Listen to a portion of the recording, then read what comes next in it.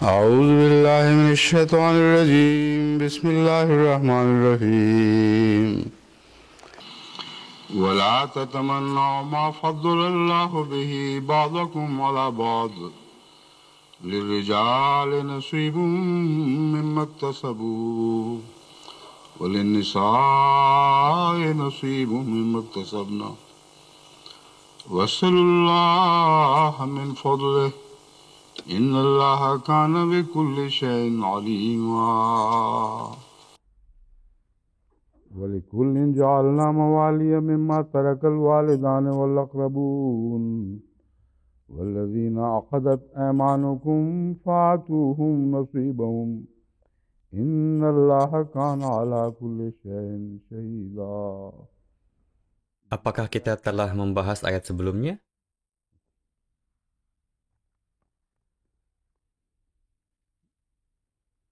Wala tatamannau ma faddalallahu bihi ba'dakum ala ba'd. Ialah bagian pertama dari ayat 33. Terjemahan dari ayat ini telah diberikan dan penjelasan detail mengenai makna dan tafsirnya juga telah disampaikan. Ada satu aspek penting mengenainya yang perlu dijelaskan. Kita telah menerima materi yang lebih banyak berkenaan dengan kata hasad.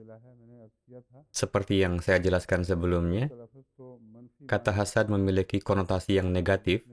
Kata itu berkonotasi dengan merenggut karunia yang orang lain peroleh untuk dirinya sendiri.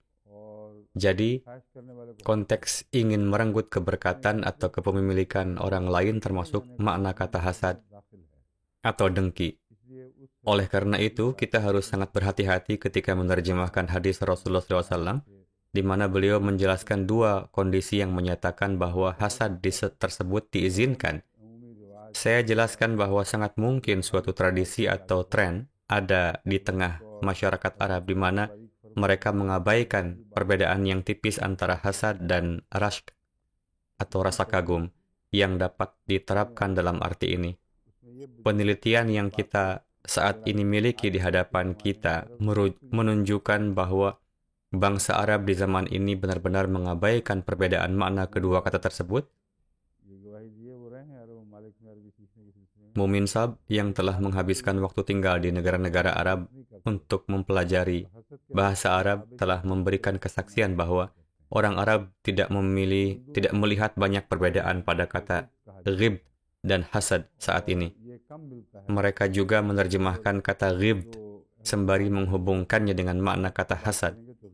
Kata bahasa Arab untuk rask yang merupakan kata bahasa Urdu ialah ghibd. Ini adalah kata yang sangat jarang digunakan, namun para ahli atau orang-orang yang menggunakan bahasa Arab sebagai bahasa ibu akan menggunakan kata ghibd untuk merujuk pada kata rashk. Muminsa berkata bahwa dua kata tersebut digunakan dengan makna yang sama saat ini.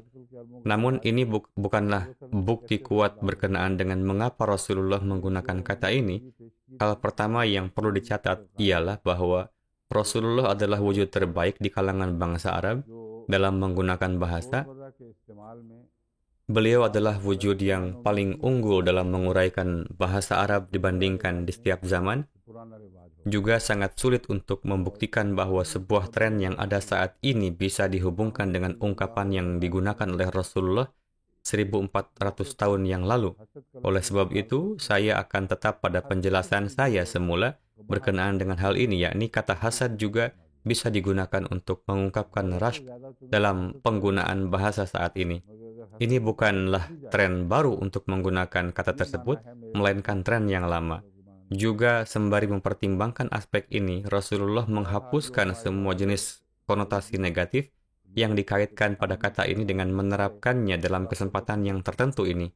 Yang berarti bahwa meskipun jika kalian seringkali melabeli ungkapan ini sebagai hasad, namun kata ini masih diizinkan untuk diterapkan dengan makna ini. Inilah tafsir yang benar berkenaan dengan hal ini berdasarkan pemahaman saya, yang tidak mungkin ada makna lain selain ini. Namun demikian, semua rujukan pendukung yang kita miliki di hadapan kita dari berbagai tafsir dan penelitian ilmiah mengindikasikan bahwa kata hasad merujuk pada keinginan terhadap sesuatu kepemilikan atau karunia yang menyebabkan orang lain yang memilikinya atau yang diberikan karunia dengan benda tersebut merasa kehilangan. Saya sekarang akan tutup dengan poin terakhir di mana saya ingin menarik perhatian Anda terhadap hubungannya dengan ayat ini, dan kemudian saya akan mengakhiri daras berkenaan dengan ayat ini dan lanjut ke ayat berikutnya, yakni ayat ke-34. Wala tatamannau ma faddalallahu bihi ba'dakum ala ba'd, telah menegakkan suatu hukum yang akan berlaku selamanya. Seperti yang saya telah jelaskan, perbedaan dan variasi merupakan bagian dari hukum alam. Sistem penciptaan yang telah ditegaskan Allah Ta'ala tidak dapat berfungsi tanpa adanya perbedaan dan variasi. Pastinya ada perbedaan dalam segi kualitas. Jika tidak, maka tidak akan ada usaha dan upaya untuk memperbaiki kondisi Anda. Juga penghapusan perbedaan dan variasi akan menghentikan perkembangan mental dalam hal penerimaan wahyu samawi, fadl, atau karunia itu menuntut beberapa orang untuk menerima lebih dari yang lain. Hal ini hendaklah menciptakan dorongan untuk memperbaiki diri atau kondisinya. Sungguh merupakan sikap penolakan terhadap takdir ilahi jika Anda ingin memiliki sesuatu yang sama dengan yang lain. Janganlah Anda berpikir bahwa hasrat dan keinginan Anda akan bersaing dengan keinginan Allah Ta'ala. Janganlah mengira bahwa Allah akan mengalah terhadap keinginan kalian dan akan mengabaikan keinginannya sendiri. Ini merupakan suatu takdir yang telah ditentukan sebelumnya, yang tidak mungkin diubah. Inilah arti dari wala tatamannau ma faddalallahu bihi ba'dakum ala ba'd. Allah tidak akan membuat setiap orang itu identik.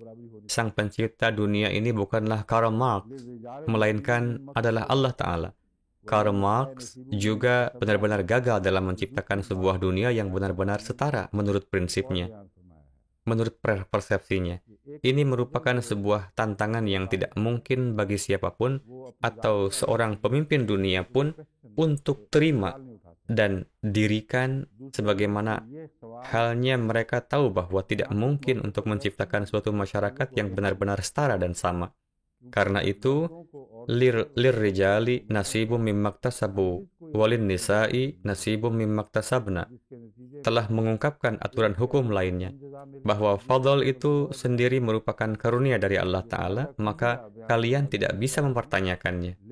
Kedua, pertanyaan ini tidak benar-benar berlaku pada tempat dan situasi ini, karena laki-laki pastinya tidak memiliki superioritas di atas para wanita. Tidak pula wanita punya superioritas di atas para laki-laki, yang menyebabkan mereka mendapatkan ganjaran yang lebih banyak dari yang lain. Karena itu, Allah Ta'ala telah tegas menegakkan hukum lirrijali nasibum mimmaktasabu. Laki-laki akan menerima bagian ganjaran yang setara dari apa yang diusahakan, dan wanita juga akan menerima bagian ganjaran yang setara dari apa yang diusahakan. Jadi, mengapa kalian membuat perdebatan mengenai diskriminasi ketika hal ini berkaitan dengan karunia? Kenapa kalian berselisih bahwa beberapa bentuk penciptaan telah memperoleh karunia yang lebih banyak dari yang lain? Tema atau perkara perbedaan ini tidak berdampak apapun dalam penerapan sistem ganjaran dan hukuman Allah Ta'ala. Ini merupakan suatu sistem yang kokoh dan sangat mapan yang sedang bekerja. Setiap orang akan menerima ganjaran atas kerja kerasnya. Juga, lalu kenapa muncul perbandingan dan persaingan ketika berkaitan dengan pencapaian hal-hal yang dibenarkan untuk kalian terima? Apakah kalian tidak bisa mencari hal-hal ini tanpa bersaing atau membanding-bandingkan? Sistem pemberian ganjaran Allah Ta'ala sangat dermawan. Dia mampu menurunkan hujan karena karunia dan ganjaran yang tak terbatas. Lalu kenapa perlu menginginkan sesuatu yang telah diberikan kepada orang lain? Kenapa ada hasrat sia-sia untuk menginginkan hal yang sama dengan orang lain? Kalian pasti bisa memperoleh jauh lebih baik. Tidak ada batasan yang dapat membatasi perkara Allah memberikan karunia dan ganjaran kepada kalian. Karena itu, sia-sia saja untuk mengacu pada hal-hal yang kecil dan tidak bertalian saat mencari ganjaran dari sumber segala karunia dan ganjaran yang tak terbatas. Ini adalah kebodohan yang luar biasa. Carilah yang demikian dari sumber yang maha kuasa tanpa menunjuk pada batasan kecil untuk diri kalian saat menginginkan suatu ganjaran. Was'alullaha min fadlih. Innallaha kana bikulli syai'in alima. Apa hubungan yang bagian ayat ini miliki terhadap pembahasan ini? Pada contoh ini, dia belum digambarkan sebagai wujud yang maha kuasa, melainkan sebagai alima. Makna sederhananya adalah bahwa kalian tidak perlu khawatir tentang apa yang kalian minta, dan apakah kalian benar-benar mampu untuk menerimanya. Hal tersebut akan menjadi ilmu ilahi yang akan memutuskan apa yang terbaik untuk kalian dan apa yang tidak, selama kalian meminta dengan niat mencari karunia Allah semata tanpa khawatir bahwa sumber tempat kalian meminta akan memberikan ganjaran yang tak terbatas. Oleh sebab itu, tidak perlu khawatir sama sekali. Namun, bersikeras terhadap suatu hal tertentu yang kalian inginkan bisa merugikan kalian jika keinginan tersebut benar-benar terwujud. Jadi, ini adalah dua aspek yang begitu beragam walaupun mereka saling terkait. Di satu sisi, kalian dinasihati untuk meminta pada Allah Ta'ala dengan cara yang tidak terbatas tanpa mengkhususkan pada suatu persyaratan atau kondisi tertentu. Sejauh yang saya ingat, Rasulullah SAW telah memberikan nasihat yang sama di dalam suatu hadis. Hadrat Masih Maud alaihissalam juga telah menjelaskan hal yang sama dengan cara yang sama. Allah Ta'ala paling mengetahui yang terbaik jika sesuatu yang kalian inginkan tersebut akan merugikan kalian. Karena itu, Dia tidak akan membiarkan kalian untuk memperolehnya. Oleh sebab itu, Allah Ta'ala yang akan memberikan keputusan apa yang terbaik dan apa yang tidak untuk kalian, selama kalian meminta darinya tanpa ada suatu syarat atau kondisi khusus. Tidak ada bahaya atau apapun yang perlu dikhawatirkan berkenaan dengan keputusan Allah Ta'ala.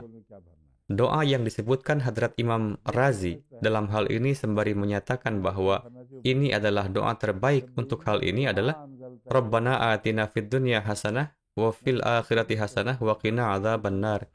Ada doa lain yang saya sangat suka dan berkaitan dengan doa ini, dan ini adalah doa Nabi Musa. Dalam doa tersebut, Hadrat Musa tidak memperdulikan kehidupannya dan kehidupan sesudahnya, bahwa beliau hanya meletakkan di hadapan Tuhan mangkuk kosong lalu berkata, Engkau paling tahu bagaimana cara mengisi mangkuk kosong ini. Engkau, yakni Tuhan, dapat mengisi mangkuk kosong ini dengan cara terbaik yang engkau anggap benar. Rabbi inni lima anzalta ilayya min khairin faqir. Saya benar-benar membutuhkan segala hal yang baik yang engkau karuniakan kepada saya. Ini adalah doa yang begitu luar biasa dan indah yang memenangkan segala karunia dan keberkatan Tuhan. Hasil dari doa ini, beliau mendapati seorang teman hidup yang luar biasa. Beliau diberikan sebuah rumah dan keluarga yang indah. Beliau menerima penghormatan menjadi seorang nabi. Saudara laki-laki beliau juga dikaruniai kehormatan ini. Beliau memperoleh semua tanda dan mukjizat agung yang betul-betul menumbangkan kerajaan yang zalim seperti Fir'aun yang menciptakan revolusi besar di dunia. Beliau dikaruniai banyak pencapaian. Meskipun doa yang beliau panjatkan pada fitratnya begitu sederhana, Rabbi inni lima anzalta ilayya min khairin faqir. Oleh sebab itu, saya yakin Anda juga harus memanjatkan doa ini saat berdoa, Rabbana atina fid dunya hasanah wa fil akhirati hasanah wa qina adzabannar, selama bulan Ramadan. Alasan kenapa kita melihat semua perdebatan dalam berbagai tafsir berkenaan dengan perbedaan dan variasi dalam gender, dan pertanyaan kenapa beberapa orang menerima lebih dari yang lain, adalah karena ini telah menjadi perdebatan dari waktu ke waktu. Walaupun pada kenyataannya ayat-ayat ini tidak ada hubungannya dengan perdebatan tersebut. Al-Quran telah menjabarkan perkara ini dengan sangat detail di tempat lain. Saya tidak paham kenapa para ulama kemudian melibatkan diri mereka dalam perdebatan ini. Saya akan sajikan beberapa ayat Al-Quran yang secara terbuka menjelaskan perkara lirrijali nasibu mimma iktasabu walin nisa'i nasibu mimma iktasabna. Innal muslimina wal muslimati wal mu'minina wal mu'minati wal qanitina wal qanitati was sabiqina was sabiqati was sabirina was sabirati wal khashiina wal khashiati wal mutasaddiqina wal mutasaddiqati was saimina was saimati wal hafizina furujahum wal hafizat wal dzakirina Allaha katsiran wal dzakirat.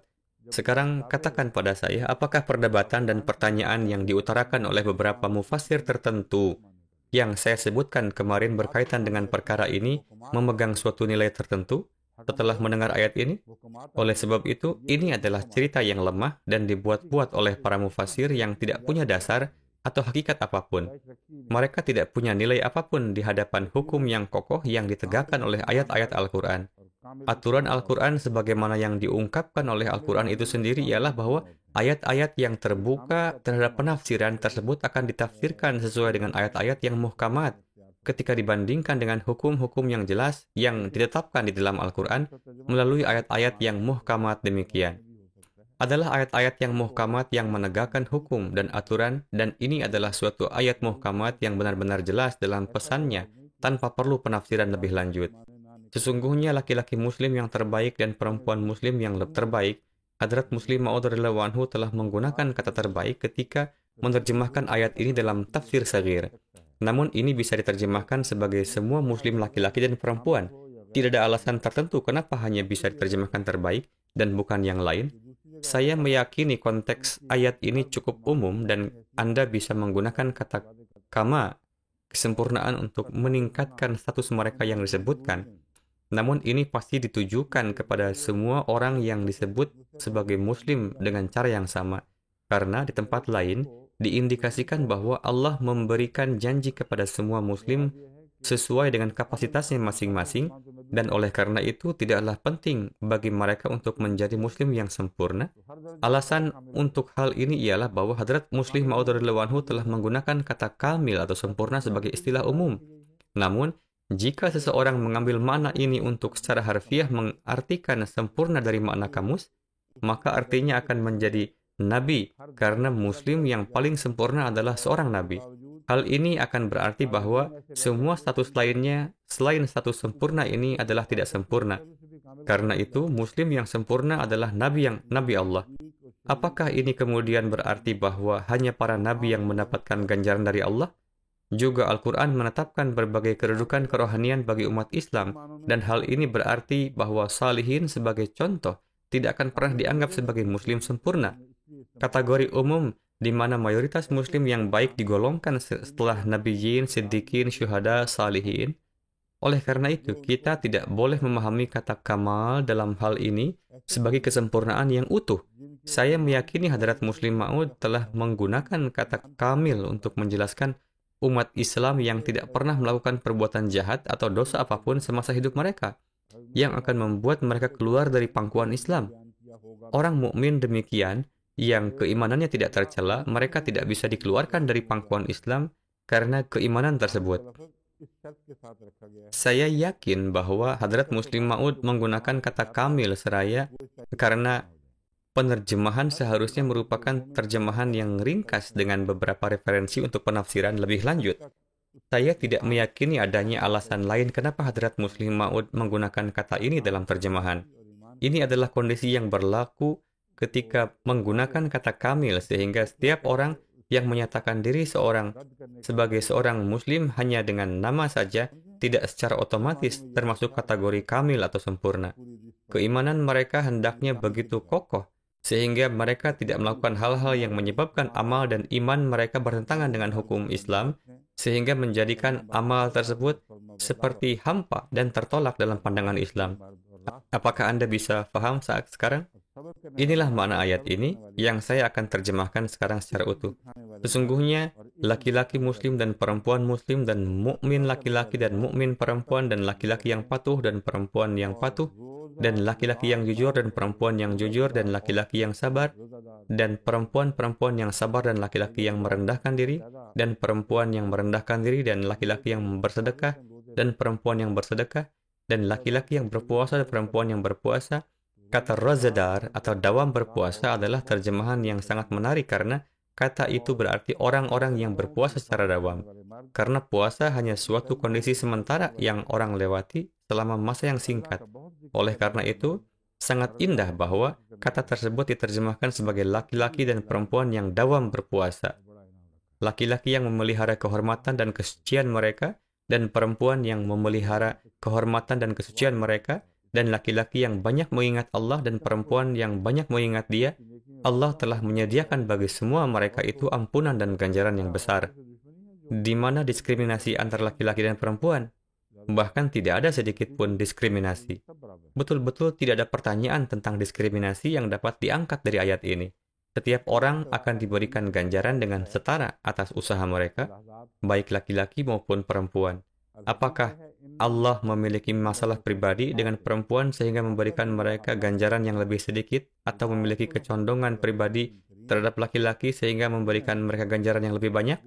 Hubungannya dengan umat manusia adalah karena wujudnya sebagai yang menciptakan mereka, dan oleh karena itu setiap orang setara baginya. Ini adalah ayat ke-36 surah Al-Ahzab. Begitu pula disebutkan dalam surah Al-Hadid ayat 19, Innal musaddiqina wal musaddiqati wa aqradullaha qardan hasana yudha'afu lahum ajrun karim.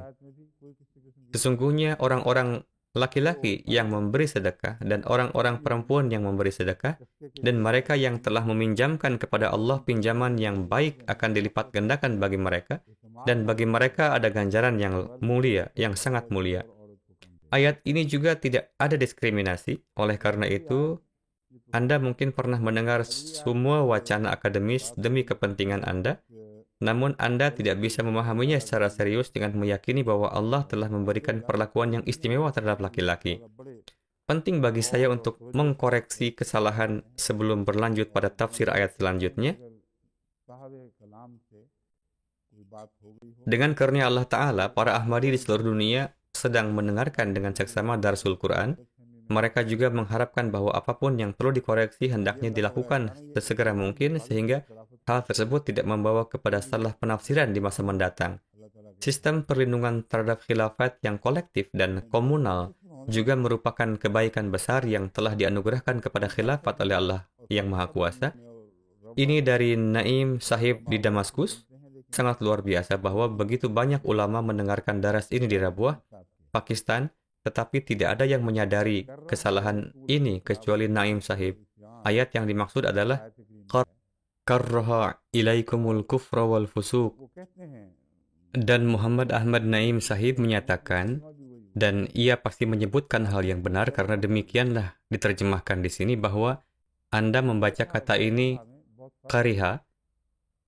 Ada perbedaan besar antara kariha dan karraha.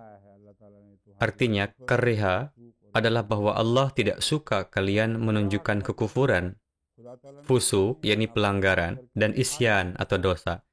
Sedangkan arti karraha adalah Allah Ta'ala telah menunjukkan ketidaksenangannya kepada kalian. Dia benar-benar menunjukkan ketidaksenangannya di hadapan kalian. Lalu bagaimana kalian bisa mencondongkan diri ke arah hal-hal seperti itu? Artinya, Allah Ta'ala telah dengan jelas menunjukkan kepada kalian bahwa hal-hal ini sangat Dia benci. Jadi, kata tersebut seharusnya karraha. Yang saya ucapkan sebagai karriha, karena kadang-kadang saya memiliki konteks makna karriha dalam pikiran saat memberikan penjelasan atau membacakannya. Oleh karena itu, perlu untuk menghapus tiap bagian dalam kaset di mana saya melafalkan karriha, bukannya karraha. Itu harus diperbaiki dan harus ada catatan di bawahnya yang menjelaskan bahwa ini telah diperbaiki di siaran mendatang. Sekarang kita beralih ke ayat berikutnya dari surah An-Nisa. Tidak ada lagi yang tersisa untuk disebutkan. Surah An-Nisa 34. Dan bagi tiap-tiap orang telah kami jadikan ahli waris dari apa yang ditinggalkan, kedua orang tua dan kaum kerabat dan orang-orang yang diikat oleh janjimu. Hadrat Masih Maud alaihissalam lebih lanjut menjelaskan dalam tanda kurung, orang-orang yang diikat oleh janjimu, yakni istri atau suami, maka berikanlah kepada mereka bagian mereka. Sesungguhnya Allah Ta'ala Maha Penyaksi atas segala sesuatu. Ayat ini seperti ayat sebelumnya juga menjadi penyebab banyak perdebatan dan perbedaan mazhab. Padahal tujuan ayat Al-Quran adalah untuk menghilangkan keraguan dan perbedaan, bukan untuk menciptakannya. Namun penting dicatat bahwa perbedaan muncul karena pandangan pribadi para ulama yang disebutkan dalam tafsir ayat-ayat tersebut, yang terus tumbuh menjadi perpecahan dan pengabaian seiring berjalannya waktu. Oleh karena itu, ketika saya memberitahu Anda tentang perselisihan dan perbedaan yang terjadi sehubungan dengan ayat ini, Anda akan terkejut mengapa ada perbedaan dan perselisihan, karena ini seketika Anda baru saja membaca ayat ini dengan terjemahan yang paling sederhana menurut susunan katanya. Seharusnya tidak ada perselisihan sama sekali. Oleh karena itu, alasan perselisihan bukanlah ayat-ayat Al-Quran. Ayat-ayat Al-Quran benar-benar jelas artinya. Ada berbagai alasan atau hikmah, karena mungkin ada bagian-bagian tertentu yang memerlukan tafsiran lebih lanjut. Namun ada ayat-ayat muhkam atau jelas dan pasti. Di sana untuk menghilangkan keraguan atau salah tafsir. Maka tidak mungkin keraguan itu tetap ada pada ayat-ayat muhkam itu. Begitulah konteks dan tema la raiba fihi, tidak ada keraguan di dalamnya. Sepenuhnya berlaku pada Al-Quran juga. Pada Al-Quran juga, Allah Ta'ala menyebutkan di tempat lain bahwa Dia membawa ke dunia orang-orang bijak dan berpengetahuan yang menerima pemahaman yang jelas tentang ayat-ayat ini dari Tuhan dan menjelaskannya ke seluruh dunia, bahkan jika mereka tidak dapat memperoleh penjelasan penuh dari ayat muhkam. Oleh karena itu, orang awam harus berkonsultasi dengan para ahli atau ulama yang berpengalaman di bidang ini jika mereka kesulitan untuk memahami ayat-ayat tersebut dengan benar. Latar belakang ini perlu dikemukakan sehubungan dengan berbagai perselisihan yang terjadi di masa lalu.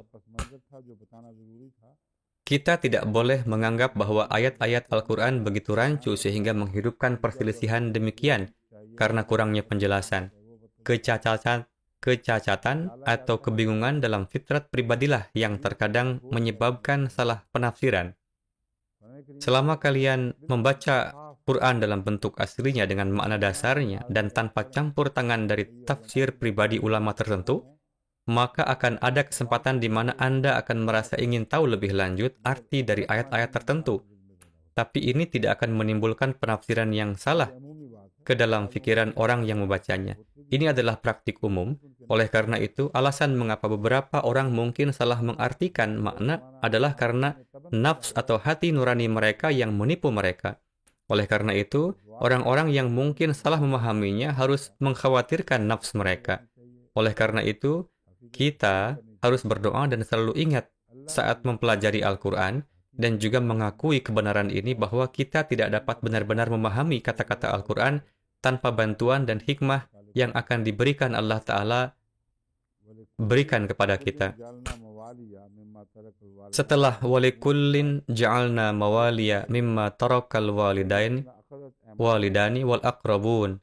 Kemudian adalah walladzina aqadat aymanukum. Orang-orang yang diikat oleh janjimu, mereka juga harus dimasukkan dalam warisan. Aqadat aymanukum mengacu pada pertanyaan tentang siapa yang dimaksud di sini. Ini karena sebagian besar ulama dan mufassir Arab mengetahui dengan baik tentang adat istiadat yang ada pada masa jahiliyah atau pra-Islam.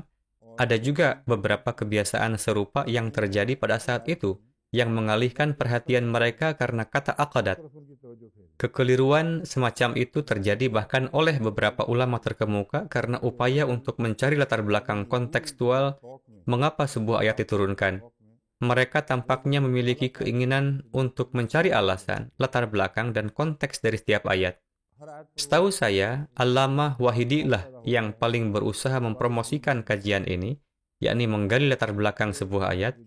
Ia adalah seorang ulama dari abad ke-5 setelah hijrah ke Madinah. Sejauh yang saya tahu, ia adalah orang pertama yang menulis buku rinci tentang Sya'nin Nuzul, yakni alasan mengapa saya tetap menggunakan kalimat sejauh yang saya tahu adalah karena saya memiliki pertanyaan terkait sebuah hadis setelah saya menerima informasi dari para ulama jemaat yang tinggal di markaz, karena kata-kata dan gaya ungkapan narasi atau riwayat tersebut membuat jelas bagi saya bahwa ini pasti bukan kata-kata dari Rasulullah SAW. Karena itu, tidak mungkin hadis ini sahih dan Anda perlu mengecek lebih lanjut berkenaan dengan ini. Dari mana asalnya, di mana itu muncul, Saat itulah saya mengerti bahwa ini adalah karena Allamah Wahidi yang telah menggiring semua orang ke suatu jalan melalui penekanannya yang kuat pada asbabun nuzul yang telah menyesatkan semua ulama lain setelahnya. Ia telah menjadi sangat berpengaruh pada semua tafsir yang telah ditulis sesudahnya. Pikirkan sendiri, fakta apa yang ingin Anda gali 5 abad kemudian untuk mencari alasan mengapa sebuah ayat diturunkan? Akan tetapi, para ulama yang datang belakangan memulai kecenderungan yang terus-menerus untuk melakukannya. Bahkan mereka telah menulis sejumlah besar tafsir tentang topik ini. Oleh karena itu, siapapun yang membaca tafsir-tafsir ini saat ini melihat 4-5 ulama terkemuka menulis hal yang sama dengan cara yang sama. Dan mereka tidak akan peduli untuk bertanya-tanya apakah ini adalah sesuatu yang ditulis pada abad ke-5 setelah wafatnya Nabi Isa, Nabi Sallallahu Alaihi Wasallam. Dan pada hakikatnya bukan kata-kata Nabi Sallallahu Alaihi Wasallam. Juga para ulama ini pada dasarnya menulis hal-hal sambil saling menggunakan teknik yang sama.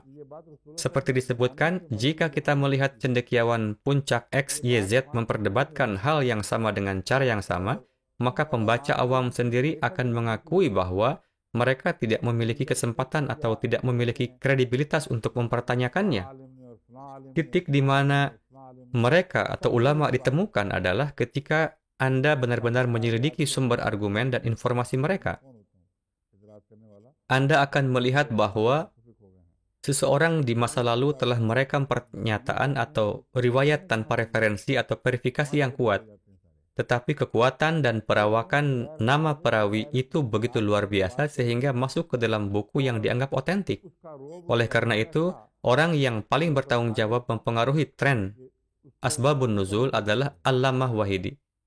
Ia akan menerima keuntungan dari ini, tetapi ia juga akan menerima kerugian dari ini. Oleh karena itu, doa yang harus kita panjatkan adalah agar ia tidak terlalu bertanggung jawab atas banyaknya aspek negatif dari hal ini. Karena beberapa tema yang muncul karena hal ini sangat berbahaya.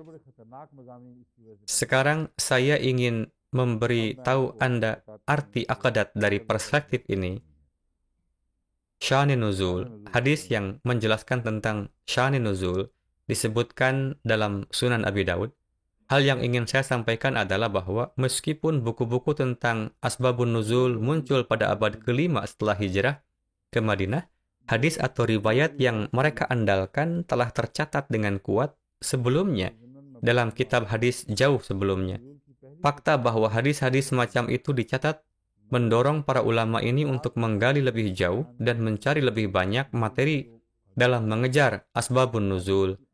Bahkan jika hadis itu sendiri adalah hadis sahih, pertanyaan berikutnya yang muncul adalah apakah ini asbabun nuzul yang telah dinyatakan oleh Nabi SAW sendiri sebagai alasan mengapa ayat tersebut diturunkan terungkap, atau ini spekulasi perawi atau mufasir yang menggunakannya untuk argumennya. Ketika menyelidiki hal ini dari lensa ini, Anda akan melihat bahwa sebagian besar hadis yang seharusnya mendefinisikan asbabun nuzul juga jatuh dari kedudukan terhormat dari apa yang seharusnya menjadi standar sebuah hadis sahih. Seperti yang saya sebutkan kemarin, mereka kemudian menjadi asar dan tidak lagi dipandang sebagai hadis. Bagaimanapun, saya akan membacakan hadis ini di hadapan Anda. Ini adalah insiden antara Hadrat Abu Bakar Siddiq radhiyallahu anhu dan putranya. Kejadian ini pertama kali kita lihat di Asbabun Nuzul li Suyuti. Apakah Hasin atau Husain? Apakah Anda yakin itu Husain? Atau menurut Anda memang benar ini? Bisa jadi, saya akan membacanya sebagai Husain. Daud bin Husain meriwayatkan, alasan mengapa saya mengatakan Hasin adalah karena Hadrat Masih Maud alaihissalam juga menyebut seseorang dengan nama Hasin. Oleh karena itu, saya bertanya-tanya apakah ini orang yang sama dengan Sa'ad, bahwa saya biasa membaca Quran bagi Ummi Sa'ad binti Rabi. Ia seorang yatim piatu yang biasa tinggal di rumah Hadrat Abu Bakar radhiyallahu anhu. Ketika saya membaca walladzina aqadat aymanukum, saat itu ia berkata, jangan membacanya sebagai walladzina aqadat aymanukum. Ayat ini diturunkan sehubungan dengan Abdurrahman dan putranya pada saat Abdurrahman adalah penentang Islam.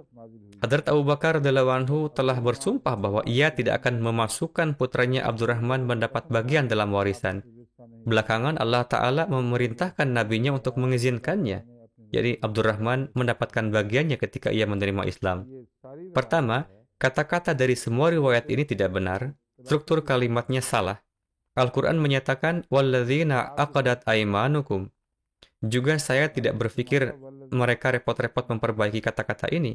Tidak disebutkan apa yang telah mereka lakukan. Saya tidak mengerti apa masalah yang ia miliki pada pembacaan ini. Jika ia menyuruhnya untuk tidak membacanya dengan cara tertentu, lalu mengapa ia tidak menyebutkan cara yang benar untuk melafalkannya juga? Bagian ini hilang dari sini. Saya biasa membaca Al-Quran bagi Ummi Sa'ad binti Rabi. Ia seorang yatim piatu yang biasa tinggal di rumah Hadrat Abu Bakar radhiyallahu anhu. Apa hubungannya dengan yatim piatu dengan beliau membacakan Al-Quran padanya? Apa gunanya menyatakan alasan mengapa ia biasa membacakan Al-Quran kepada seorang wanita yatim piatu di rumahnya adalah karena ia yatim piatu? Juga tidak masuk akal baginya untuk menyatakan bahwa ia tahu Quran lebih baik darinya karena ialah yang mengoreksi beliau. Sedangkan beliau memiliki pemahaman Quran yang jauh lebih baik daripadanya. Mengapa kemudian tidak disebutkan bahwa saya biasa pergi kepadanya untuk mengoreksi bacaan Al-Quran saya darinya? Juga tidak jelas apa yang dimaksud dengan saya biasa membacakan Al-Quran untuknya. Karena kita tidak tahu apakah ia seorang hafiz Quran atau seseorang yang telah menghafal beberapa surat Al-Quran, atau apakah ia memiliki beberapa transkrip tertulis yang biasa beliau baca di hadapannya. Mendengar hal ini, wanita tersebut yang secara umum tidak begitu dikenal dan juga tidak memiliki kedudukan yang tinggi di kalangan perawi hadis, malah ialah yang mengoreksinya dan mengatakan bahwa ayat ini diturunkan sehubungan dengan perselisihan antara Hadrat Abu Bakar radhiyallahu anhu dan anaknya. Lalu bagaimana mungkin menyatakan ini sebagai hadis terlepas dari seberapa kuat rantai perawinya dan kemudian menggunakannya untuk membuat argumen lebih lanjut tentang masalah teologis? Oleh karena itu, saya juga ingin menegaskan bahwa pencarian asbabun nuzul ini atau alasan mengapa sebuah ayat diturunkan telah benar-benar mengacaukan sistem hukum Islam kita. Pengejaran untuk mencari alasan-alasan tersebut telah menyebabkan banyak kerugian bagi fikih kita, namun juga memberikan beberapa manfaat. Hampir tidak ada kejadian atau pernyataan di mana Rasulullah SAW secara khusus menyebutkan asbabun nuzul dari sebuah ayat.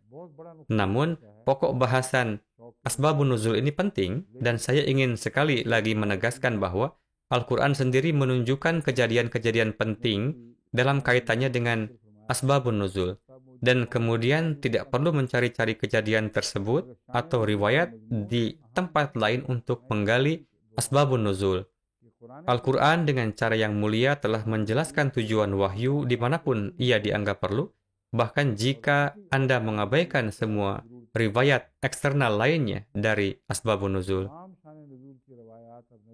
Ada riwayat lain dari Ali bin Ahmad Al-Wahidi. Hal ini berkaitan dengan asbabun nuzul.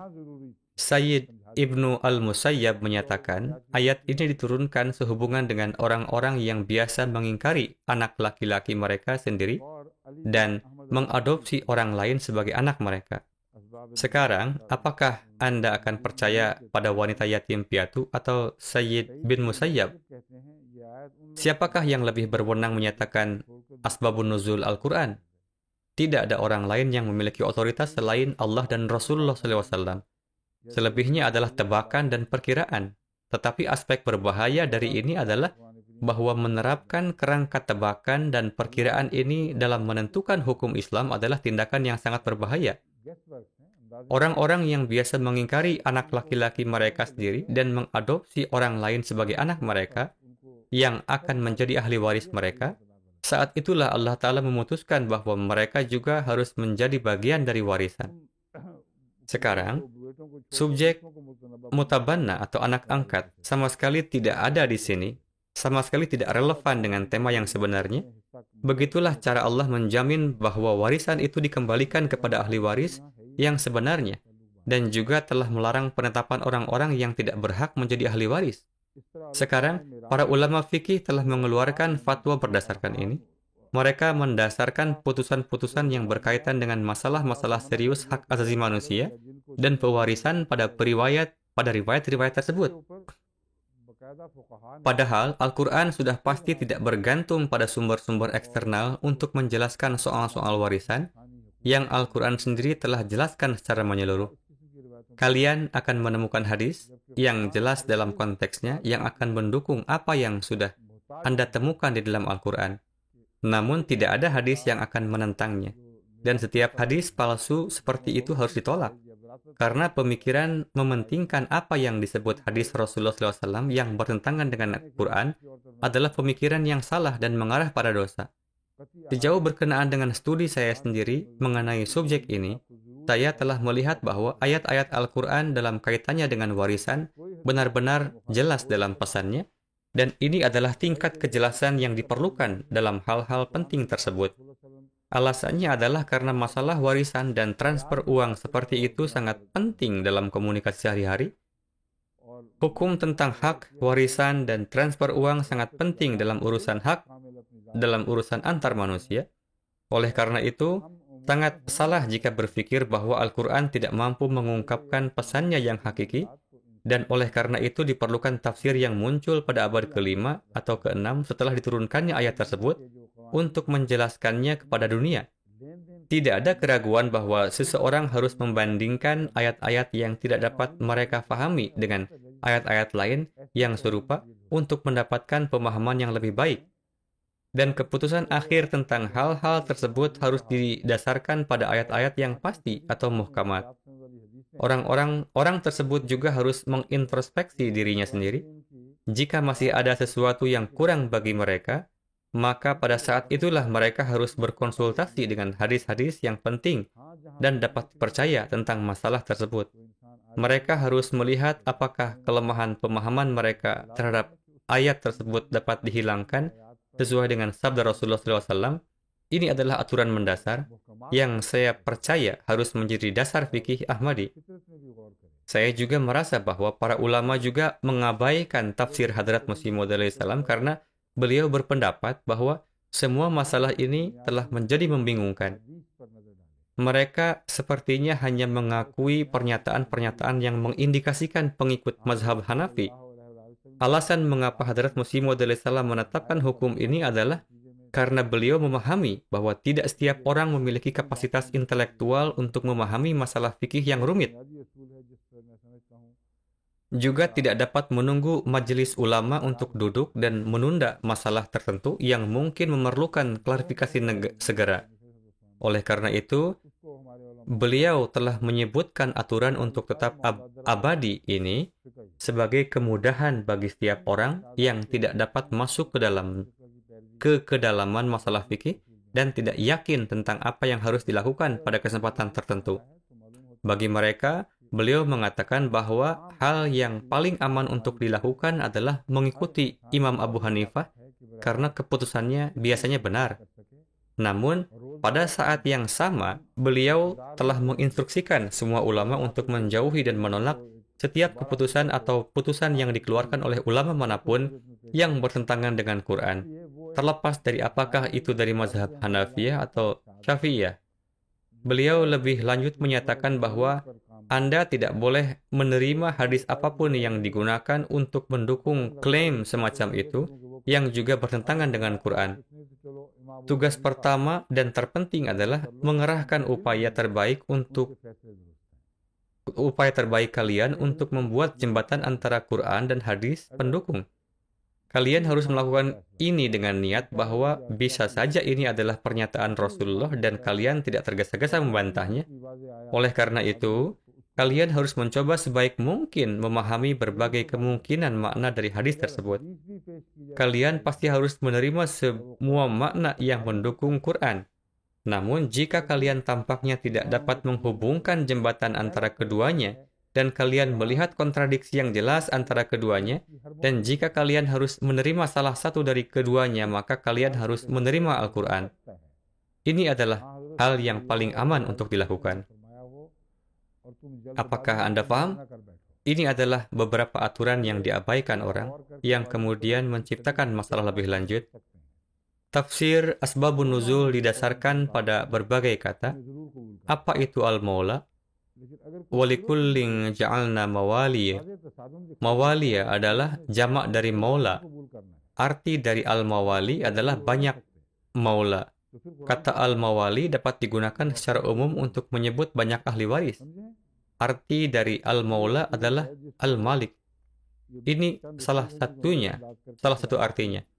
Arti lainnya adalah Al-Abd, Malik atau tuan atau pemilik, dan Gulam atau budak atau pelayan. Artinya, kata Maula digunakan baik untuk pemilik maupun budak. Ini juga digunakan untuk Al-Mautik yang membebaskan dan Al-Mautak yang telah dibebaskan. Seperti yang Anda lihat, kata itu mewakili banyak arti, namun Al-Quran menggunakan kata ini sedemikian rupa sehingga tidak ada keraguan atau ambiguitas mengenai arti kata Maula. Apakah kalian mengerti intinya? Malik atau pemilik dan Gulam atau pelayan, keduanya disebut sebagai Maula. Yang membebaskan dan yang terbebaskan keduanya disebut Maula. Ini juga mengacu pada As-Sahib dan Al-Qarib, seorang yang dekat. Saya sudah menyebutkan kata-kata berantonim. Sekarang saya menyebutkan kata-kata yang memiliki arti berbeda-beda. Putra dari paman dari pihak ayah juga disebut sebagai Maula. Saya percaya inilah yang digunakan Syiah untuk menyebut sepupu Rasulullah SAW, Hadrat Ali, sebagai Maula Ali. Atau Ali adalah Maula Muhammad Sallallahu Alaihi Wasallam. Ini juga berarti bahwa orang-orang kafir yang merupakan sepupu kalian atau anak laki-laki dari saudara laki-laki ayah juga akan menjadi Maula. Kata Maula kemudian akan berlaku sama untuk semua saudara sepupu atau anak laki-laki dari saudara laki-laki ayah tanpa perbedaan dalam keyakinan agama. Mereka yang ingin memaksakan agenda mereka sendiri akan menerapkan makna seperti itu tanpa melihat gambaran yang lebih besar. Karena ini berarti banyak sepupu demikian juga bisa disebut sebagai Maula. Al-Jar, tetangga, juga disebut Maula. Oleh karena itu, dalam konteks pewarisan, hal ini berlaku sama bagi semua sepupu atau anak laki-laki dari saudara laki-laki ayah dan semua tetangga. Al-Halif, seseorang yang terikat kontrak atau perjanjian dengan orang lain. Beberapa suku telah menjadi halif dari kaum muslimin, yang berarti bahwa mereka berdua sepakat untuk saling membantu dalam segala situasi, sulit atau penting. Al-Ibn, putra, juga disebut sebagai Maula. Saudara laki-laki ayah disebut juga Maula. Berapa banyak penafsiran kata Maula yang akan kalian terapkan dan di mana? Hanya ada satu arti dari ini jika diterjemahkan dengan benar, dengan rasa takut kepada Allah, dan arti lainnya dari kamus bahasa Arab manapun, itu tidak akan berlaku sama sekali. Al-Nazil, tamu juga disebut sebagai Maula. As-Sariq, Asy-Syariq, yakni mereka juga disebut Maula. Ar-Rab, orang yang memelihara. Seseorang juga disebut sebagai Maula. Orang yang memberi penghargaan kepada orang lain juga disebut sebagai Maula. Al-Mun'im, orang yang diberi pahala, disebut juga Maula. Al-Muhib, orang yang mencintai juga seorang Maula. Seseorang yang menjadi patuh sepenuhnya pada kekasihnya juga seorang Maula. Al-Sihru, menantu laki-laki, dan ipar laki-laki keduanya Maula. Semua kerabat mertua adalah Maula. Jadi pertanyaan khususnya bagi kaum Syiah adalah arti apa dari sekian banyak lugat atau kamus bahasa Arab yang akan mereka gunakan untuk kata ini? Analisis ini menunjukkan kepada kita bahwa Malik yang merupakan pewaris sejati dari warisan tersebut disebut di sini sebagai Maula. dan tidak mungkin ada arti lain yang diterapkan pada hal ini. Walikullin ja'alna mawaliya. Ini jelas menunjuk pada sebuah ayat yang sudah memberikan penjelasan tentang makna mawaliya, yang kemudian tidak menyisakan alasan untuk mencari-cari secara sia-sia berbagai arti kata maula. Walikullin ja'alna mawaliya, dan kepada setiap orang telah kami tunjuk ahli warisnya. Pertanyaannya, siapa yang berhak menjadi ahli waris dari harta peninggalan seseorang? Karena merujuk pada harta, maka Al-Quran dengan jelas menyebutkan apa yang diwariskan kepada orang tua dan kerabatnya. Siapakah yang berhak atas harta yang mereka tinggalkan? Ayat yang berhubungan dengan aqadat muncul setelah ini. Sekarang saya akan membahas ayat tersebut dalam hubungannya dengan aqadat. Lisanul Arab. Arab analogi yang digunakan Arab analogi yang digunakan untuk menggambarkan kata aqadat mirip dengan proses pemasangan batu bata. Makna aqadat adalah membuat ikatan yang kuat dan sambungan yang kokoh seperti semen yang dengan kuat menghubungkan batu bata di zaman sekarang ini. Ini adalah makna mendasar yang akan Anda temukan dalam penggunaan kata aqad dimanapun Anda menemukannya. Aqad dalam pengertian ini berarti hubungan yang kuat atau untuk membuat kesepakatan keuangan yang kuat. Inilah cara dua batu bata dihubungkan dengan kuat satu sama lain melalui semen. Maka apapun yang memiliki hubungan yang kuat seperti itu akan digambarkan dengan aqad, bai atau perjanjian atau transaksi, ahad, janji, untuk bersumpah dengan tegas atau sesuatu. Itu semua adalah konotasi dari kata aqad. Ai taqada, saddaqahu, arti melakukan ai taqada. Dengan seseorang adalah menyelaraskan diri Anda dengan pemikiran dan ungkapan lisan mereka dan mengakui klaim orang tersebut sebagai bagian dari hidup Anda sendiri. Arti ayataqad adalah mengikat Anda pada seseorang sambil menerima sepenuhnya klaim mereka. I'taqada juga menggunakan makna keyakinan yang ekstrim pada orang yang membuat klaim, di mana hati, jiwa, dan pola pikir sepenuhnya selaras dengan klaim orang tersebut karena keyakinan yang sepenuhnya.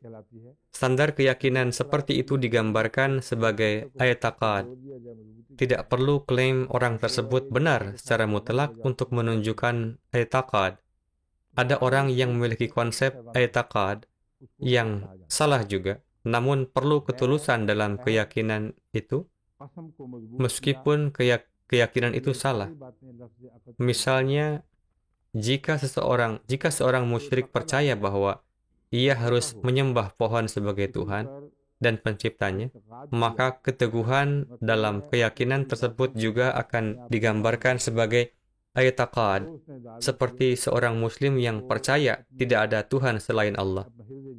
Dalam kedua kasus tersebut, i'taqad adalah bahwa mereka telah mengikatkan diri pada keyakinan yang salah atau benar. Tidak ada persyaratan untuk keyakinan yang benar dalam kata i'taqad. Namun, baru akan dikenal sebagai i'taqad selama Anda percaya pada sesuatu sebagai Tuhan dan pencipta Anda dengan keyakinan yang benar di dalam hati, terlepas dari keyakinan itu benar atau salah. Kata i'taqad mengandung keyakinan yang benar dan tulus. Kata ini juga digunakan untuk pernikahan. Makna aqada adalah mengumpulkan sesuatu. Misalnya, para wanita kadang-kadang mengumpulkan benih yang tersebar dan menumpuknya. Ini dikenal sebagai aqad, akuda. Berarti mengumpulkan sesuatu.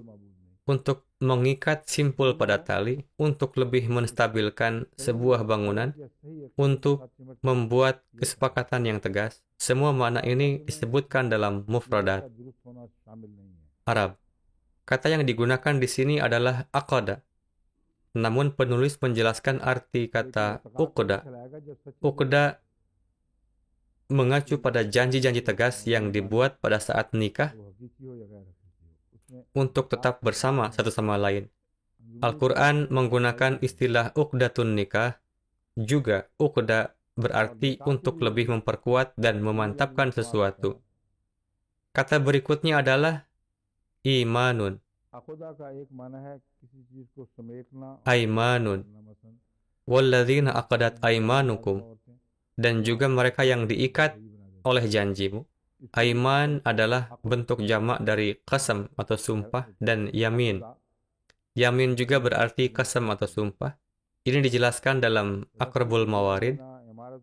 Bahasa Arab dari perspektif arah, yamin menggambarkan sisi kanan, dan kebalikannya adalah yasar, yang merupakan sisi kiri. Ashabul yamin, ashabus shimal, tidak hanya dijelaskan oleh yasar, tetapi kata shumal juga digunakan untuk menggambarkan sisi kiri. Al-Quran menggunakan kata shumal. Apakah kata shimal? Ashabul yamin dan ashabus shimal. Yamin adalah mereka yang berada di sisi kanan, dan shimal adalah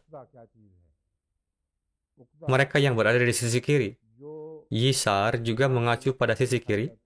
Alhasil, alasan mengapa halaf atau sumpah digambarkan dengan kata yamin adalah karena tradisi pada masa itu mengangkat tangan atau menyentuh tangan orang lain dengan tangan Anda ketika orang akan membuat janji dan sumpah sambil bersumpah untuk menepati janji mereka. Tangan kanan kedua belah pihak akan bersentuhan sebagai penegasan janji. Ini adalah tren yang masih ada di Afrika dan negara lain. Ini juga menjadi sangat umum di Eropa. Ketika dua teman saling memberi tos atau persetujuan sesuatu, jadi hubungan dua tangan kanan menggambarkan proses yang diterapkan melalui kata yamin sebagai bentuk kesepakatan. Suatu perjanjian yang telah disaksikan oleh tangan kanan merupakan suatu bentuk sumpah. Yuman juga mengacu pada berkah. Ini juga berasal dari kata yamin, karena kata kanan juga digunakan dalam Al-Quran untuk menggambarkan orang yang benar dibandingkan dengan orang yang jahat.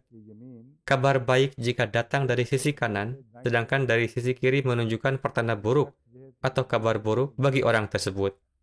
Oleh karena itu, keberkatan juga termasuk dalam kata al-yumn. Saya tidak bisa mengatakan apakah tafsir ini berasal dari Quran atau lazim sebelum Quran.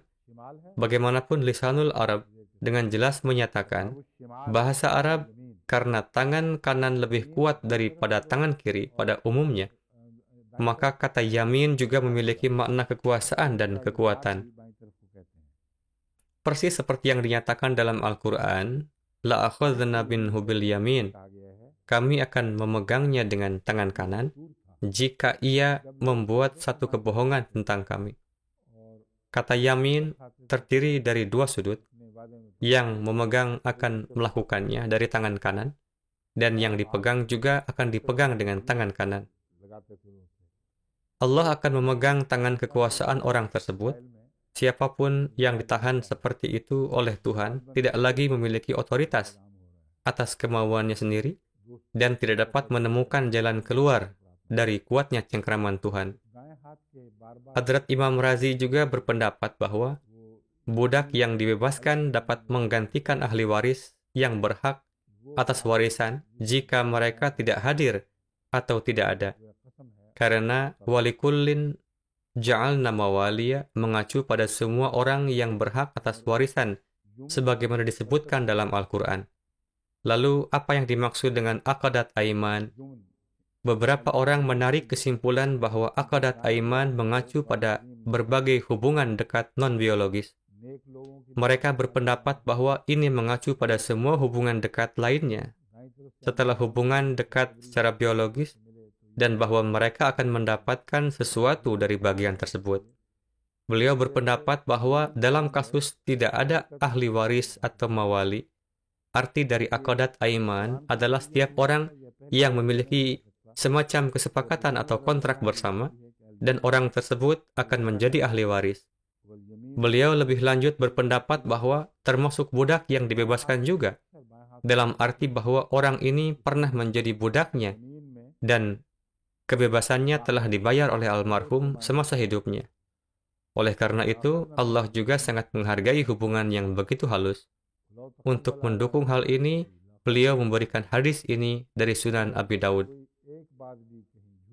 Hadrat Ibnu Abbas meriwayatkan bahwa ada seseorang yang meninggal yang tidak memiliki ahli waris untuk mewarisi hartanya, kecuali seorang budak yang telah ia bebaskan, yang berarti sama sekali tidak ada tanda adanya ahli waris.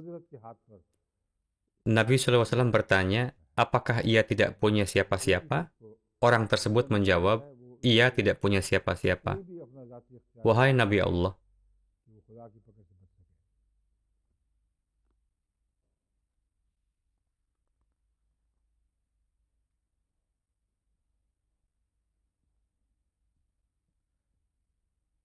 kecuali seorang budak yang telah ia bebaskan. Nabi SAW mengumumkan budak yang dibebaskan sebagai pewaris warisan.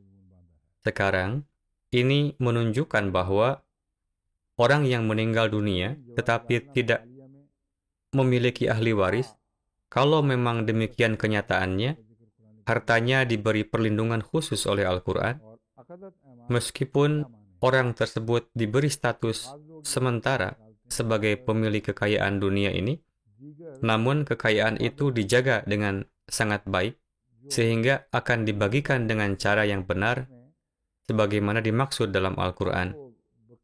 Bahkan, jika tidak ditemukan suatu referensi yang besar dalam Al-Quran, referensi terkecil dari tempat lain pun masih melindungi kekayaan orang tersebut. Ini adalah perlindungan aset yang hanya ditemukan dalam Al-Quran dan tidak di tempat lain. Beberapa ulama percaya bahwa kekayaan yang tidak memiliki ahli waris harus disimpan ke dalam Baitul Mal. Namun hadis ini bertentangan dengan konsep ini. Maka seharusnya tidak ada perdebatan lebih lanjut tentang ini. Imam Razi menyatakan dalam tafsirnya tentang hal ini, bisa jadi itu Huzur Sallallahu Alaihi Wasallam memberikan kekayaan itu kepada budak yang dibebaskan setelah disimpan ke Baitul Mal karena orang tersebut sangat membutuhkan, karena alasan tertentu, atau karena kemiskinan. Poin yang ingin saya sampaikan adalah bahwa ada hadis-hadis tertentu pada saat itu yang mungkin dianggap oleh para ahli fikih tertentu sebagai masalah yang perlu ditangani dari sudut pandang ilmu fikih. Inilah mengapa Hadrat Imam Razi juga menyebutkan hal ini bahwa beliau tidak keberatan dengan hadis tersebut dengan berkata bahwa hadis ini tidak sahih dari suatu aspek tertentu. Hal ini karena hadis tersebut dari Sunan Abi Daud dan perawinya dapat dipercaya. Beliau mengatakan bahwa mungkin saja Rasulullah SAW telah perintahkan untuk menitipkan semua kekayaan ini ke Baitul Mal, dan bisa jadi beliau memberikan uang itu kepada budak yang dibebaskan karena kondisi keuangannya yang sangat kecil daripada memberikannya sebagai warisan. Pertanyaan yang muncul dari sini adalah, mengapa orang tersebut tidak diberikan uang dari Baitul Mal jika kemiskinannya yang menjadi alasan? Sebab Rasulullah SAW adalah obat dari segala kemiskinan di masyarakatnya. Rasulullah SAW melakukan apapun untuk menyediakan obat untuk kebutuhan semua orang miskin dan yang membutuhkan. Beliau juga biasa melakukan kegiatan amal seperti ini sebelum menjadi seorang nabi. Beliau membagikan semua kekayaan yang diterima dari Hadrat Khadijah kepada semua orang miskin dan yang membutuhkan. Lalu mengapa beliau menunggu orang yang membebaskan budak itu meninggal untuk membantu budak yang dibebaskan ini secara finansial? Mustahil juga untuk percaya bahwa kebutuhan orang ini begitu ekstrim sehingga seluruh harta dikeluarkan dari Baitul Mal untuk membantu orang tersebut. Satu-satunya penjelasan untuk hal ini adalah bahwa Imam Razi juga terilhami oleh tren yang diterapkan oleh para ahli tafsir sebelumnya, bahwa warisan hanya boleh dibagikan sampai rasio yang diperbolehkan jika tidak ada ahli waris laki-laki. Bahkan seorang putri tunggal yang masih hidup tidak akan menerima lebih dari bagian yang diizinkan dari bagiannya, yaitu sepertiga, dan sisanya harus disimpan ke dalam Baitul Mal. Para ulama itu perlu mencari cara untuk menegakkan tren keliru itu yang telah menjadi hal yang biasa. Jadi logika yang beliau gunakan untuk ini adalah bahwa harta itu disimpan ke dalam Baitul Mal dan kemudian diambil. Sedangkan budak yang dibebaskan diberi jumlah yang sama seperti sedekah. Kesimpulan lain yang para mufassir capai, yang juga disebutkan dalam Sunan Abi Daud adalah warisan untuk anak angkat telah dimansuhkan. Beliau berpendapat bahwa ayat ini memiliki mansuh. Ini benar-benar tidak dapat diterima. Tidak ada ayat atau topik yang disebutkan dalam Al-Quran yang memansuhkan ayat atau topik lain. Seluruh subjek mansuh dalam Al-Quran adalah konsep yang keliru, dan Hadrat Masih Maud salam telah mengubur konsep ini secara total. Beliau menyatakan bahwa tidak ada satu kata, baris, atau huruf pun dari Al-Quran yang pernah dimansuhkan. Juga tidak mungkin untuk melakukannya. La raiba fihi. Sama sekali tidak ada ruang untuk meragukan ini. Oleh karena itu, hal pertama yang saya sebutkan adalah bahwa semua yang disebut hadis dalam kaitannya dengan subjek mansuh ini bukanlah hadis yang sebenarnya, melainkan hanya persepsi orang. Mereka akan menggunakan pembatalan ini sebagai alasan ketika mereka tidak dapat memahami ayat atau tema tertentu. Ini menjadi tren yang berkelanjutan, dan mereka berpendapat bahwa hingga 500 ayat telah dibatalkan. Bahkan ada yang berpendapat lebih. Bisa dibilang mencapai 1000. Ada perdebatan lebih lanjut dan ketidaksepakatan tentang apa yang disebut ayat-ayat yang telah dimansuhkan atau dibatalkan, sementara yang lain tidak. Sehingga hal ini menjadi perdebatan terus-menerus. Oleh karena itu, beberapa menghasilkan daftar 500 ayat dan yang lain menghasilkan daftar yang berbeda dalam jumlah. Beberapa telah membuat penyesuaian pada daftar 500. Oleh karena itu, inilah kenapa saya mengatakan ini adalah subjek yang tidak pernah berakhir begitu kalian menyelami lebih dalam. Bagaimanapun, hadis ini dari tafsir Safi, yakni kapan tafsir ini ditulis? Pasti 5 hingga 600 tahun kemudian.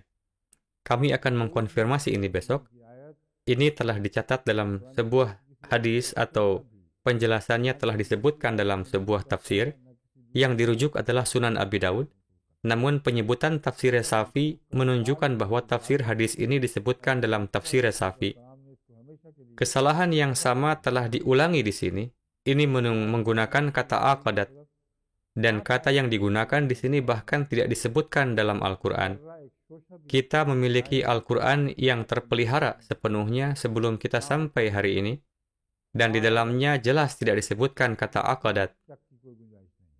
Jadi, bagaimana mungkin mempercayai seorang perawi yang salah mengartikan kata-kata dalam Al-Quran? Seseorang akan bersumpah demi nyawa orang lain dan merumuskan perjanjian atau kesepakatan. Mereka tidak memiliki hubungan biologis satu sama lain, dan mereka akan saling menerima warisan. Tafsir Safi menyebutkan hal ini dan menyatakan Surah Al-Anfal telah membatalkan praktik ini dengan menyatakan wa ulul arhami ba'duhum aula bi ba'd. Mereka berpendapat bahwa praktik ini telah dibatalkan oleh ayat ulul arham.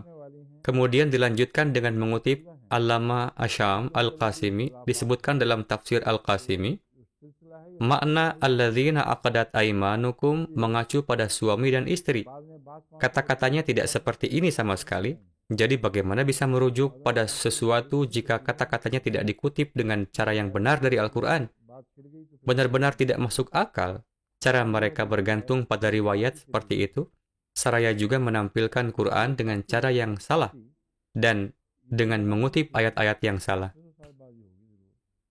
Tampaknya yang dipedulikan oleh para ulama ini hanyalah gelar Hadrat Ibnu Abbas yang mereka anggap sebagai putusan akhir atas semua hal yang berkaitan dengan Al-Quran. Na'udzubillah.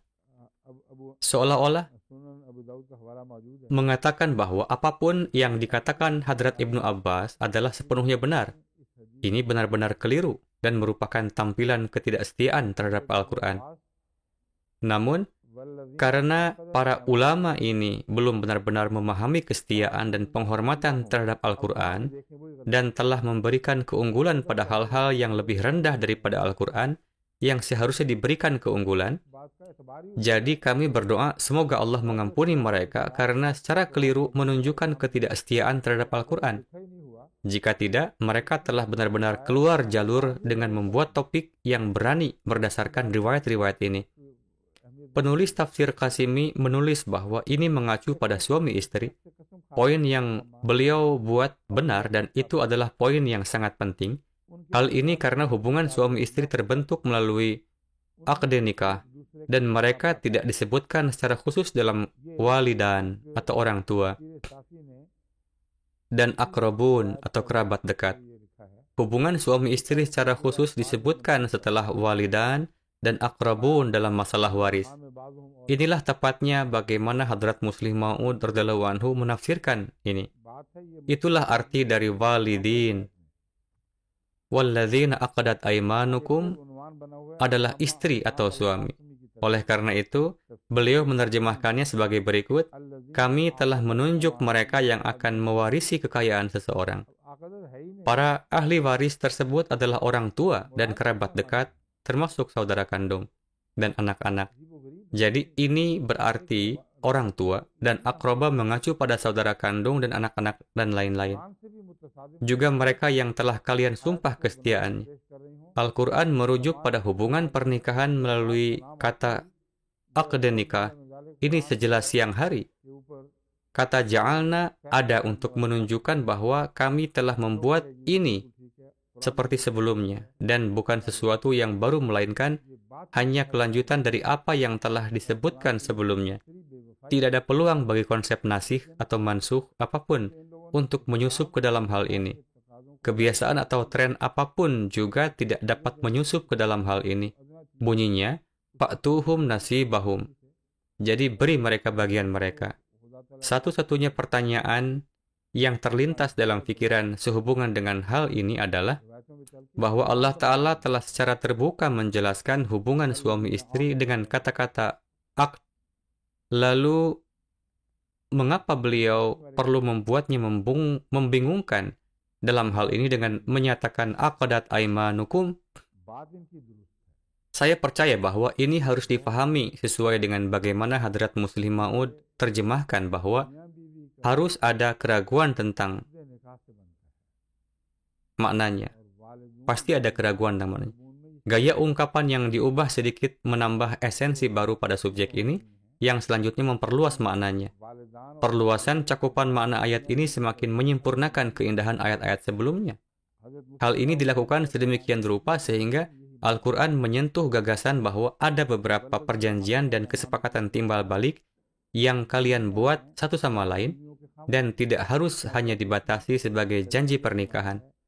Oleh karena itu, hal ini sejalan dengan perluasan makna ungkapan yang terdapat dalam Al-Quran jika kata pernikahan tidak disebutkan secara khusus. Ini adalah fasahat balagat, makna Al-Quran yang dalam dan luas, daripada menjadi kekurangan di dalamnya. Ini memberikan orang mukmin izin bahwa jika mereka membuat ikrar atau janji apapun selain pernikahan, maka kalian memiliki hak penuh sesuai dengan ajaran Islam untuk memenuhi janji ini di samping janji-janji yang telah kalian buat dalam wasiat kalian. Namun, ini tidak berarti bahwa janji kalian akan mengesampingkan ajaran Al-Quran sampai pada titik di mana itu akan sepenuhnya mengubah ajaran secara keseluruhan. Ajaran-ajaran ini sangat mendasar sebagaimana Allah Ta'ala berfirman bahwa ini dilakukan oleh kami. Dan walikulli ja'alna Sementara kalian juga memiliki hak dalam hal ini. Oleh karena itu, semua ahli fikih sepakat bahwa seseorang dapat mewakafkan sepertiga hartanya kepada orang lain selain anak-anaknya. Meskipun ada perbedaan pendapat mengenai boleh atau tidaknya lebih dari sepertiga harta itu. Namun sudah disepakati pecahan terendah untuk pembagian ini menjadi sepertiga. Padahal ada sebagian yang berpendapat harus lebih tinggi dari ini. Namun, pembagian umum dalam hal ini adalah bahwa setiap pemilik dapat menunjuk hingga sepertiga dari kekayaan mereka untuk siapa saja yang mereka suka setelah pembagian tertentu yang disebutkan dalam Quran, yang terpisah dari bagian anak-anak. Jadi, ini yang ditentukan di sini. Ada penyebutan suami istri yang jelas sebelumnya, dan ada penyebutan suami istri yang jelas di sini juga. Lalu bagaimana kalian dapat membagikan sepertiga bagian selain ini jika tidak ada izin?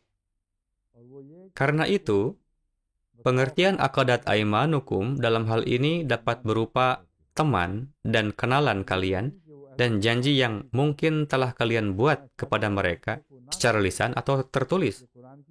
Jadi, berikan kepada mereka apa yang telah kalian janjikan. Sekarang pertanyaannya, mengapa para ulama terus-menerus mengubah kata aqadat menjadi aqadat? Sangat penting untuk menjelaskan kata hal ini. Kata aqadat mengacu pada janji yang dibuat untuk seseorang dengan cara menunjukkan kebaikan.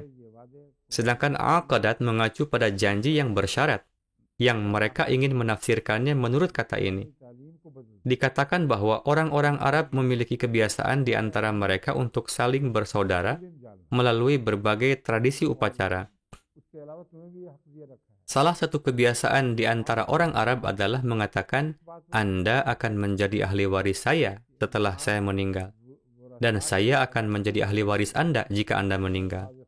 Oleh karena itu, inilah mengapa Al-Quran menyatakan mereka tidak diperbolehkan menafsirkannya seperti ini jika mereka menerjemahkannya sesuai dengan aqadat aimanukum. Maka mereka menciptakan kekeliruan dengan terlebih dahulu mengubahnya menjadi aqadat, dan kemudian mereka menciptakan keraguan-raguan. Keraguan ini adalah akibat dari kata aqad. Alasan mengapa banyak ulama besar menerima ini sebagai aqadat adalah karena mereka tidak dapat menyimpulkan penafsiran yang sesuai dengan agenda mereka tanpa kata khusus ini. Kata-kata Al-Quran tidak memungkinkan adanya salah tafsir yang dikaitkan dengan ayat ini.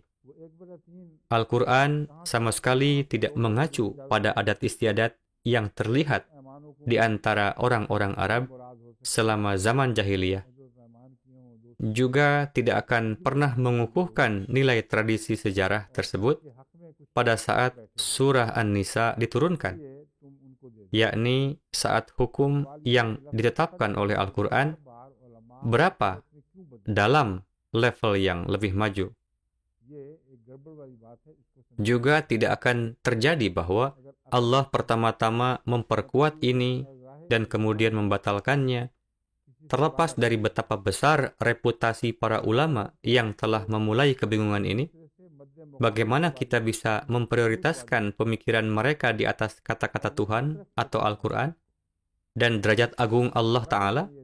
Ini adalah ayat Al-Quran yang jelas dalam arti dan kata-katanya, dan mereka sendiri yang membuat kebingungan sehingga tampak seperti mutasyabih. Sebuah ayat atau kata yang membutuhkan penafsiran lebih lanjut untuk memahaminya dengan benar. Mereka melakukannya dengan mengubah kata-kata yang kemudian mengarah pada semua kebingungan dan ketidaksepakatan ini. Oleh karena itu, semua penafsiran yang dibuat terkait kata aqadat dapat dibuang. Ini dengan jelas berarti bahwa apapun yang ditinggalkan oleh orang tua atau kerabat kalian, kami telah jelaskan keputusan kami secara terbuka kepada kalian tentang bagaimana pembagiannya. Selain itu, kami juga telah menjelaskan bagaimana kalian harus membagikan harta kalian kepada mereka yang telah kalian janjikan. Jika kalian berjanji kepada orang yang membutuhkan atau seorang teman dengan berkata kepada mereka bahwa saya akan memberi Anda sebagian dari yang Allah Ta'ala izinkan untuk diberikan kepada Anda, melalui nasib, saya akan memberi Anda sebagian dari apa yang saya boleh berikan. Dan jika Anda benar-benar menuliskan janji ini di suatu tempat, untuk itu Allah Ta'ala berfirman, Fa'tuhum nasibahum. Artinya, kalian pasti memberikan bagiannya kepada orang itu karena Allah Ta'ala telah mengizinkan setiap pemilik yang meninggal untuk membagikan sebagian kecil dari kekayaannya secara pribadi. Ini adalah petunjuk yang jelas yang tidak diragukan lagi artinya. Tidak benar untuk menafsirkannya dengan cara lain. Innallaha kana ala kulli syai'in syahida. Dengan itu, Allah Ta'ala memberitahukan kepada kita bahwa Dia adalah saksi dan pengawas segala sesuatu. Ayat yang begitu jelas dan nyata yang bersaksi tentang Tuhan sebagai saksi yang maha agung, Dia tidak menggunakan kata syahid, melainkan menggambarkannya sebagai syahid, yang artinya tidak pernah ada penundaan dalam karakteristiknya sebagai saksi tertinggi. Dia adalah saksi yang tetap dan abadi. Bagaimana mungkin syahid yang abadi seperti itu merujuk pada tradisi palsu orang Arab dengan memasukkannya di sini? Dan kemudian mengklaim sebagai saksi abadi, syahid atau saksi abadi macam apa yang kemudian mendiskreditkan kesaksiannya sendiri dan kemudian membatalkannya sama sekali? Inilah yang ingin saya jelaskan kepada Anda bahwa masalah fikih ini sangat rumit. Ini adalah hukuman bagi mereka yang pertama kali mencoba mencari tafsir mereka dan kemudian mencoba menerapkannya pada kata-kata Al-Quran yang sebenarnya. Inilah yang terlihat di banyak tempat. Para mufassir memikirkan sebuah analisis dan mencoba memperhitungkan kemungkinan analisis itu melalui kata-kata Al-Quran. Hadrat Muslih Ma'ud mengacu pada Makhzane Ma'arif. Tafsir Aqadat Aimanukum adalah istri dan suami. Hadrat Imam Razi menyatakan bahwa makna mawalia adalah orang tua dan orang-orang yang dekat. Imam Syaukani menyatakan bahwa kata mawali mengacu pada aqadat. Hadrat Imam Razi berpendapat bahwa ini adalah argumen yang diajukan oleh mereka yang mengklaim bahwa ayat ini telah dibatalkan, dan mereka yang tidak percaya bahwa ayat ini telah dibatalkan. Saya telah menjelaskan kepada kalian bahwa tidak dapat difahami untuk menganggap ayat ini dibatalkan. Kalian tidak dapat menganggap para ulama tersebut dapat dipercaya, yakni yang bahkan berpikir bahwa ini berpotensi dibatalkan. Tidak ada ayat Al-Quran yang dibatalkan. Namun, kita harus melihat alasan mengapa mereka yang merasa terpaksa itu berpendapat bahwa ayat-ayat tersebut telah dibatalkan. Dari aspek ini, saya akan membacakan apa yang telah disebutkan oleh Hadrat Imam Razi sehubungan dengan topik ini. Beliau menyatakan, ayat ini dibatalkan menurut sebagian orang dan tidak dibatalkan menurut sebagian yang lain. Mereka yang menganggap ini dibatalkan telah melakukannya atas dasar salah satu alasan berikut.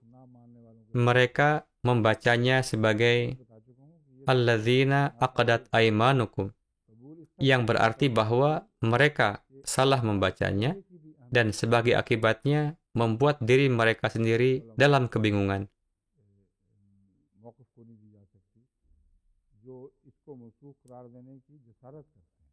Ini mengarah pada pemikiran bahwa perjanjian antara dua individu adalah seperti darahku adalah darahmu, perangku adalah perangmu, kamu adalah pewarisku, dan aku milikmu. Saya sudah menjelaskan hal ini.